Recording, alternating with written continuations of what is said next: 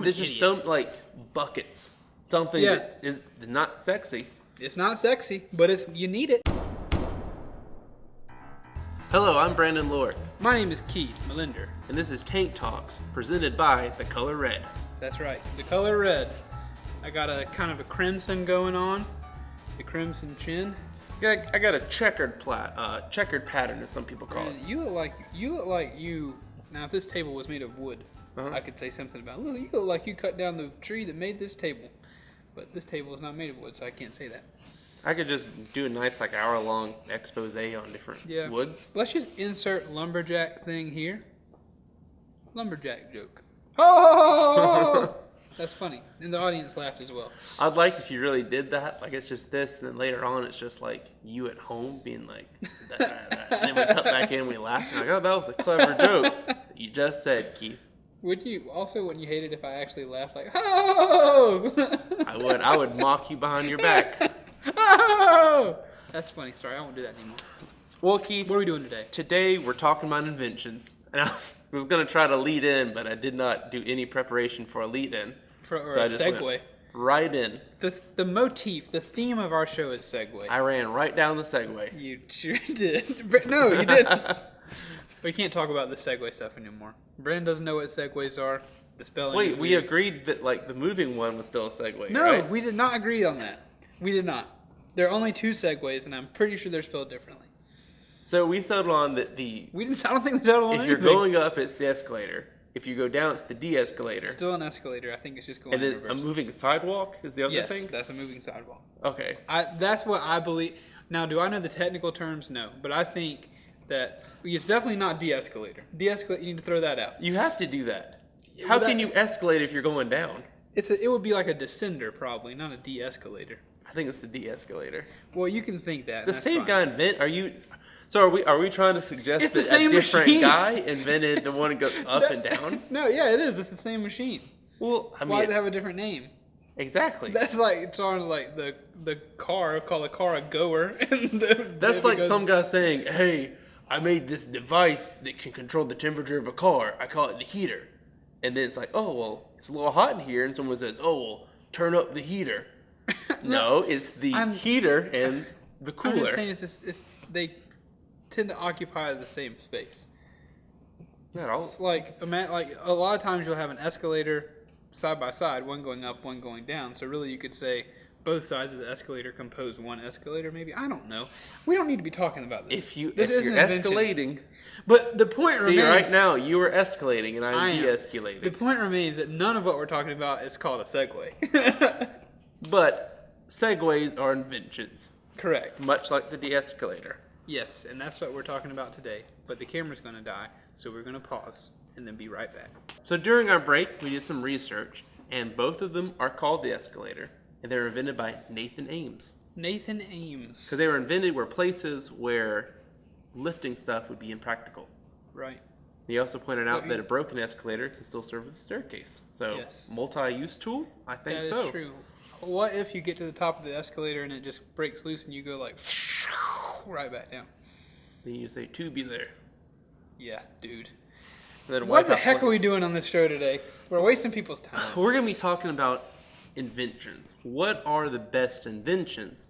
And after we have thrown some around, then me and you are going to choose the invention that we would want to take credit for. Right. We'll also ask the viewers out there to think about it, and which invention would you want to take credit for? So you're like saying, I could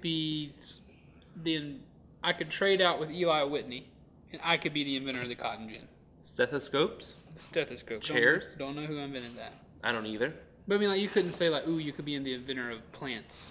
That's a little too far. Has to be an invention. We have worn so much red today. Yep. That's fine. So here's some that I found. I was going to say that I thought were important, but really I found a list of most important inventions. Okay. So let's talk about those. The wheel. That is important. There's no denying that invention is important. Now what's interesting about that is that no one knows who invented the wheel. Mm-hmm. So I think that kind of seems like an unfair one to say I want to be that guy. Yeah. because we don't know that guy. See, I think what was cool about the wheel is that I read about how it used to be hard for people to like transport stuff without the wheel, and I didn't think about how like there was transport before the wheel. Like I just thought like Everything was stayed in one like place. oh, once we had like the wheel, then we made like wagons and all. But it talked about how they tried to get stuff to like roll it or to like move it. And I just thought that's crazy to think that really did revolutionize. Yeah, it is kind of something so simple that revolutionized everything.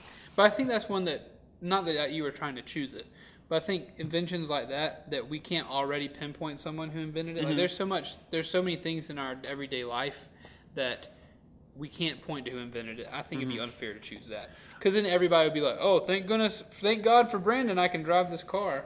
The next one was the nail.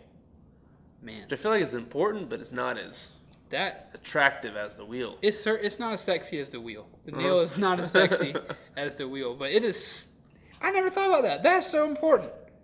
It's just like nowadays people they have like stupid like needs, and then someone comes along and they say like, oh well, here's some juice to fix that. Hey viewer, your needs are stupid. But like back then people were like, man, I want to build this thing called the house, but that's crazy. Yeah, I want to combine these boards. How? Yeah. Now our needs are like, how do I pull gluten out of my cereal but still have it taste like cereal? Back then it was like, how do I stick two boards together? I feel like what they used to have to do is they would have to go kill an elk and take the jaw and just cinch it down and hold their boards together. While it's humorous, they probably just tied it up. They probably just used I'm sure there was someone out there just every time they needed to. So like whenever they built like a house or a castle, they were just slaughtering wildlife.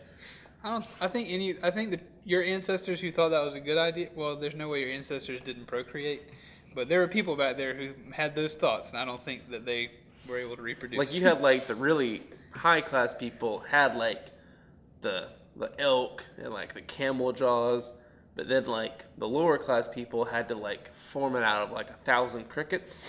Yes, Brandon. I think that's how the early man did do this. I went back there. But that is the nail, crazy important. Don't think about it, and then let's jump to the screw, because the screw revolutionized the nail. Mm-hmm. People thought there's nothing better than this nail, and then some guy was like, and the world changed forever. Then the other guy walked in and said, how about this, and had some sliced bread. You're like, bread isn't even invented yet. How'd you get that? He got us. You crazy man. All right, what's the next one is the compass. Another one that we don't think about a lot today. Because how do you say it? Compass? Yeah. I'm not saying you're wrong. Compass. No, like, because I think one time I said compass. Mm-hmm. Like, I really emphasized the O, and people laughed at me. Like, people are mean. But you don't know how to say compass. Stop laughing at Keith.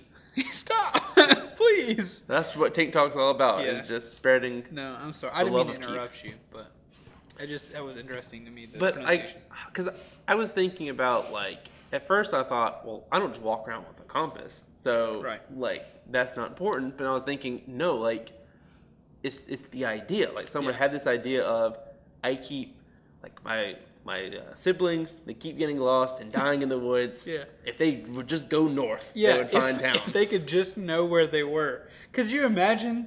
Like, there are very few, and certainly in our modern society, there are very few instances where you can actually say, I don't know where I am in space. Like now, you can say like, oh yeah, head north on I-77. But like back in the day, you would say like, oh, head north. I'd be like, easy there, scientist. Dumb it down for me. Easy there, Galileo. Then you'd have like, oh, well, there's past 1,000 oak trees. Yeah. What do you think? I got a magnet on me? What else we got on this list? Next I'm really is enjoying this. The telephone. Wow, we made quite a jump from the compass to the telephone. Nothing really was important from the compass. Now we have now I don't know who invented the compass, but now we've gotten down to Alexander Graham Bell, who invented the telephone. Which means that is an option. You could choose it. And see, I think of the telephone, and I think about that a lot. Where I have my phone, I think, and it's like I tell people all the time that it used to be this thing where someone would invent something, and then they would have a better one like in 20 years. Right. You know, like, there would be like jumps where it was like 100 years we'd find this, and then it was 50, But now, like, each year, we're, like, jumping with technology. Because, I mean, like, I'm only 25, but I remember, like, us not having, like, cell phones. Oh, yes. I remember that. And I feel like a telephone and a cell phone, like, those are different things, but it's just, like, it's evolved now. Because, like, there was phones. Then you have, like, oh, this is a better phone with, like, just the buttons instead of having to spin it. Then there was cordless phones. There is a concept that I heard I listened to in a podcast that they were talking. There's a word for it, like how, like, advancement accelerates or whatever. I don't remember. But it's just like I was at a wedding one time, and I was sitting down with like an older couple, and the guy was talking about how when him and his wife moved, I think his wife lived in South Carolina, and he was driving from California, and he just said that every like 8 hours he'd try to find a payphone and call her. Right. And I was like, that's crazy to think. Like, if I just drove, like, an hour from my house, like, without my phone, my parents would be like, that's stupid. Don't do that. Right. The next one is the internet. Again, a large jump. But that's a big one. And we all know Al Gore invented that, so. Right? It's crazy to think about how you can get any information you want to, like, right now. The list that you're reading from came from the internet earlier today. Yeah, and like you don't have to go to like this building to get that information. Like this is just access. You just reach up and pull it down. That was information. So those are just a couple because I knew that this would probably turn into a long video. My mind is still blown by the nail. I'm sorry. My mind is still blown by the fact that I never thought of how important an invention the nail was. That is for me. I think before today, I just thought nails grew on trees. I thought that, of course, the early man just was use nails to put his stuff together. There's just some, like, buckets. Something that is not sexy. It's not sexy, but you need it. You need it to poop in. Someone came along and just said, why don't we have this? Right. Tables. Same way. Like, there's someone that was like, we need it, like a house. Yeah. And also, when someone's invented, like, people think it's cool, but also there's a pocket of people that are like, that's stupid. Like, Black there's people magic. that saw houses, that saw nails, and thought, okay, like, I'm sure. But, like, you're talking about, like, a bucket. There's water only existed on the ground and in puddles, and they had to scoop it out with their hands. And then some guy was like, no, we're going to build taller walls in a smaller area, and we're going to hold the water. We're going to keep the water from running away from us. Like, even that, someone was like, we're going to build a giant well. Then it was like, okay. Then it got down to like, okay, we're going to have a gallon of water. Then someone was like, hey guys, easy. How about we have 16 ounces and we like fill a bottle up with water? We're getting carried away. Let's finish this video and we can talk about these crazy inventions in private. So now the question becomes, if you could claim one invention as your own, what would you want it to be? Oh boy. Do you want to go first or shall I? You can go first if you'd like. The sandwich. Really? The sandwich. There's so many variations. I want any combination of ingredients for food that's between two things, whether it be a lettuce switch or a piece of bread. I want people to think, Keith Millender invented that. Like, God, I love sandwiches, and I just want people to credit me with. Wait, so would you classify like burritos in the same category? No. Okay. So there is an argument that a burrito is a sandwich. No, but I'm talking subs, hoagies, heroes, sandwiches with just square bread. So basically, you're just the guy that people had stuff and they were just like eating like their lettuce and their ham, and you're like, easy. I just walked back. Yeah, walked in there and let's throwing bread slices to them. Hey, come on, guys. We're not animals here. Let's make this into a meal. Because earlier I made the comment that like I wonder if ours is going to be like the same or not. Because I actually came up with the burrito. Really? Because I had the same idea. Okay. Is that like the other day I went to Moe's and I was thinking, man, like there was a time where I guess I still do it, where you get like everything separate. But I'm like, there was someone that came along and said, man, like I love chicken and I love rice and I love beans and I love lettuce and cucumbers and I love all this other stuff, but I can't eat it all. Especially can't eat it on the go. Yeah. But a burrito, you can eat it when you're sitting down. You can eat it at home. You could be in a jacuzzi. You could be running. In an airplane. Mm-hmm. On a snowbank. You can be anywhere. So you're choosing the burrito. Yeah. Man, I thought we would not be anywhere close. But Man, this goes. We're like the Mario and Luigi of food. It's The idea of the sandwich or the burrito, probably the burrito more so, is just think about when it was invented. Think about being a man and you're like, or a woman, I don't know, or a child, or a dog, or a cat. You have a plate of food. You got your beans, you got your meat, you got your all these different ingredients. Yeah. And then you're like eating them and you're just fed up. You're upset. I'm like, I don't want to eat this way anymore. I want something. I want to take it with me. And then your wife or your husband says, "How about a tortilla to eat with it?" And then you're like, "Wait a second." Then you slide the tortilla on, and just probably the joy, the elation that's coming as you're like, oh, like the feeling you feel when you're putting something together, like this is about to work. And then you roll that thing up and you take the first bite. Oh, I can't imagine the joy. And see, think of too, like for me, I've grown up with like my family. A lot of times they like to mix like beans with like rice. Right. Like, they get to like mix stuff up. And the people like that used to be judged, but now with a sandwich or burrito, you can throw anything in there. Anything is a sandwich or a burrito. So you heard it here, folks. Brandon Lorick, inventor of the burrito. Keith Millender, inventor of the sandwich. Next time you eat out... So I thought you had to say Brandon Lorick, inventor of the burrito. Keith Millender, friend of the sandwich. I'm the friend of the sandwich. I am a friend of the sandwich. But next time you eat any sort of food on a carbohydrate-laden vehicle, you think about us. Thank you so much for watching this video. We hope that you will enjoy it. That you did. Please come back for our next one. Be sure to like, comment, and subscribe, and have a burrito on us. Leave comments on what invention you would like to be yours. Brandon, you got anything else? Nope. All right, we'll see you next time. Bye.